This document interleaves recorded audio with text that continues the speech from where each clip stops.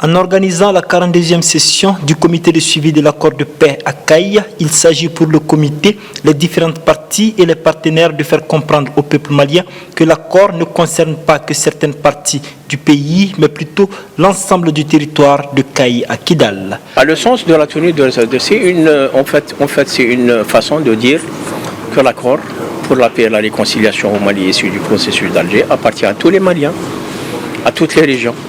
Et il ne concerne pas seulement une région, une localité particulière ou un acteur particulier.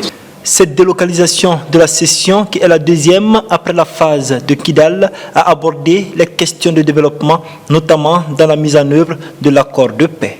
C'était aussi l'occasion pour le patron de la MINUSMA, en fin de mission, de faire le bilan de la mise en œuvre de cet accord.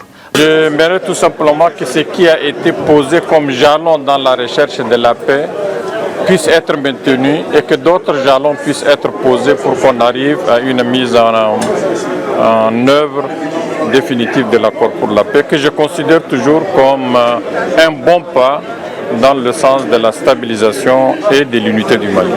Ayant rejoint le comité récemment, les femmes entendent jouer leur partition pour l'appropriation de l'accord par les populations. On est très satisfaite parce qu'aujourd'hui, on a vu même l'arrivée de la société civile à assister la session avec nous. C'est un pas de plus pour les femmes. On ne peut pas faire la paix sans la femme. On ne peut rien avoir sans la femme. Aujourd'hui, les femmes sont les meilleures à vulgariser un message.